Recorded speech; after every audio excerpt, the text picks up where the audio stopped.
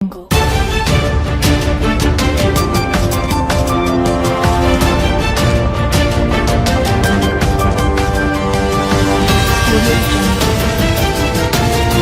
आज तक 24x7 में आपका स्वागत है और मैं हूं आपके साथ साक्षी। श्री दादाजी महाविद्यालय सतवास में भारी अनियमितताएं उजागर हुई है। सैकड़ों छात्रों के नाम पर चल रहा है खेल। बताते चले आपको, लैब यहां खाली है। स्कूल और कॉलेज एक ही बिल्डिंग में संचालित हो रहे हैं। सतवास से इस वक्त की बड़ी खबर, श्री दादाजी महाविद्यालय में प्रशासन की जांच में भारी अनियमितताएं सामने आई हैं। 407 छात्रों के नाम पर चला रहे कॉलेज में जब अधिकारी पहुंचे तो मौके पर सिर्फ 3-4 छात्र ही मिले। स्कूल और कॉलेज एक ही बिल्डिंग में चल रहे हैं। लैब खाली मिली है और सुरक्षा व्यवस्था का भी बुरा हाल है। सतवास में शिक्षा व्यवस्था की असलियत उस समय सामने आ गई जब तहसीलदार अरविंद दिवाकर, एसडीएम कन्हैयालाल तिलवारी और राजस्व दल ने श्री दादाजी महाविद्यालय का औचक निरीक्षण किया। सबसे चौंकाने वाली बात, कॉलेज रिकॉर्ड में 407 छात्रों का उल्लेख, लेकिन मौके पर सिर्फ 3-4 विद्यार्थी मौजूद, यानी छात्रवृत्ति और उपस्थिति पर बड़ा संदेह। इसके अलावा संस्था एक ही बिल्डिंग में स्कूल और कॉलेज दोनों चला रही है, जो सीधा नियमों का उल्लंघन है। जांच में कॉलेज परिसर के अंदर एक खुला कुआं मिला है, जिसके आसपास कोई सुरक्षा कवच नहीं था। छत पर खुले सरिये, सीढ़ियों पर रेलिंग नहीं, कॉलेज में अग्निशमन यंत्र नहीं, बस में फिटनेस सर्टिफिकेट व फर्स्ट एड बॉक्स तक नहीं मिले हैं। तहसीलदार अरविंद दिवाकर का कहना है, निरीक्षण में छात्रवृत्ति, उपस्थिति और लैब उपकरण को लेकर गंभीर अनियमितताएं मिली हैं। स्कूल और कॉलेज एक ही बिल्डिंग में चल रहे हैं। सुरक्षा इंतजाम नदारद है। विस्तृत रिपोर्ट वरिष्ठ अधिकारियों को भेज दी गई है। शिक्षा के नाम पर खिलवाड़ या बड़े पैमाने पर अनियमितता, प्रशासन की रिपोर्ट अब कलेक्टर देवास के पास है। अगली कार्यवाही पर सभी की नजरें टिकी हुई है। ये दादाजी कॉलेज का क्या मामला है? दादाजी कॉलेज सतवास का दिनांक 2 दिसंबर 2025 को वरिष्ठ कार्यालय से भौतिक निरीक्षण के संबंध में निर्देश प्राप्त हुए थे, तो राजस्व विभाग के कर्मचारियों के साथ इसका निरीक्षण किया गया था और कार्रवाई के लिए प्रतिवेदन वरिष्ठ अधिकारियों के यहाँ समक्ष प्रस्तुत किए गए हैं। इसमें कुछ अनियमितता उजागर हुई है?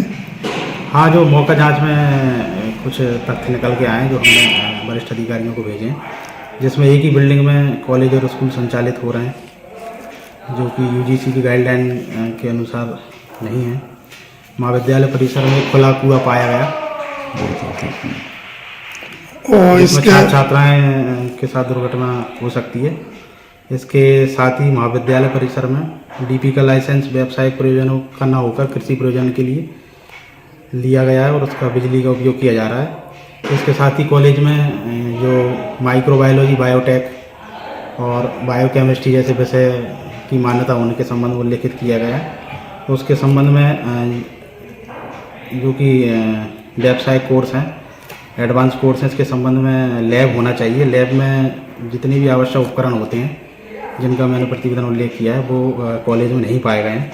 कंप्यूटर लैब में भी 13 ही कंप्यूटर पाए गए हैं, जो कि जिसमें आधे से अधिक कंप्यूटर बंद थे। न्यूनतम कम से कम 30 कंप्यूटर होना चाहिए इसमें। और इसके बाद मैंने कुछ विद्यार्थियों से मौके पर जो उपस्थित थे उनसे सामान्य से प्रश्न पूछे थे, तो सामान्य से प्रश्न का उत्तर देने में वो असहज थे। इसके साथ ही स्टाफ की जानकारी ली गई, जिसमें 18 स्टाफ में से 18 शैक्षणिक स्टाफ में से 4 व्यक्ति एक ही परिवार के, जिसमें डायरेक्टर जटिल व्यास, सचिव कंचन व्यास और भी अग्नि व्यास और ज्योति व्यास उसमें शामिल है। उसके जो कि विशेषज्ञ कोर्स हैं, उनकी कोर्स के लिए यूजीसी की गाइडलाइन के अनुसार व्याख्याता और स्टाफ की योग्यता होना चाहिए, तो वो नहीं पाई गई है। इसके अलावा जो अनुसूचित जाति, जनजाति, पिछड़ा वर्ग और लड़कियों की छात्रवृत्ति प्राप्त करने वाली लड़कियों की संख्या लगभग 400 से अधिक बताई गई है, लेकिन मौके पर 3 या 4 स्टूडेंट उपस्थित हुए थे।